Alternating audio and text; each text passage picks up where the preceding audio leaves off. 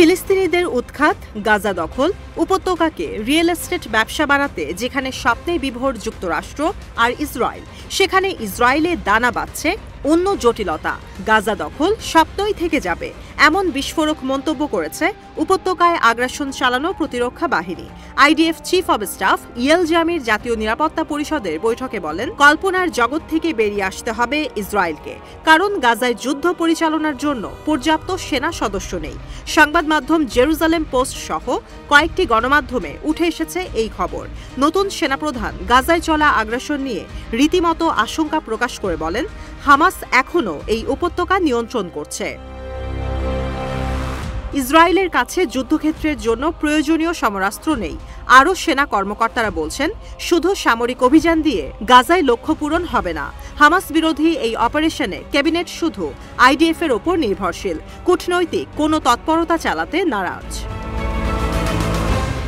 যদিও ক্যাবিনেটের মন্ত্রীরা বলছেন এই সংবাদের কোনো ভিত্তি নেই, কিন্তু আরেকটি সূত্র বলছে ইয়াল জামিরের কথা শতভাগ সত্যি। এর মধ্যে গাজায় সেনা অভিযান আর বন্দীদের মুক্তি দেয়া নিয়ে কার্যকর কোনো পদক্ষেপ না থাকায় ইসরায়েলে দেখা দিয়েছে চরম দ্বিধা বিভক্তি। অনেকেই আহ্বান জানাচ্ছে যুদ্ধ বন্ধ করে বন্দীদের মুক্ত করে আনতে, যে তালিকায় রয়েছে ইসরায়েলের সংরক্ষিত ও সাবেক সেনা কর্মকর্তারাও। এই বিষয়গুলো নিয়ে ইসরায়েলের প্রতিরক্ষা বাহিনীর মধ্যে অস্থিরতা দেখা দিয়েছে। এর মধ্যেই আইডিএফ বলছে তাদের পর্যাপ্ত জনবল নেই হামাস বিরোধী যুদ্ধ চালিয়ে নেয়ার মতো। প্রতিবেদনে বলা হয়, গাজার লক্ষ্য পূরণে শুধু আইডিএফের ওপর নির্ভরশীল থাকায় উপত্যকায় কোনো অবস্থাতেই লক্ষ্য অর্জন করতে পারবে না তেল আবিব। গাজাকে নিয়ন্ত্রণ করা হামাসের কিছুই হবে না। একদিক দিয়ে ইসরায়েল দুর্বল হচ্ছে, অন্যদিক দিয়ে হামাস নিজেদের কৌশলে এগিয়ে যাচ্ছে, সক্ষমতা বাড়াচ্ছে। এমন অবস্থায় গাজায় সামরিক অভিযানের পরিধি বাড়ানো কোনোভাবেই বাস্তবসম্মত নয় বলে জানান ইয়েল জামির। জামিরকে যখন সেনাপ্রধান হিসেবে নিয়োগ দেওয়া হয়, বিভিন্ন প্রতিবেদনে বলা হয়েছিল ইসরায়েল পরিকল্পনা করছে গাজায় পুরোদমে সেনা অভিযান চালিয়ে এক পদক্ষেপেই পুরো ভূখণ্ড দখল নেয়ার। জামির সংশয় প্রকাশ করেন দীর্ঘদিন গাজায় সেনা অভিযান চালিয়ে যাওয়ার বিষয়।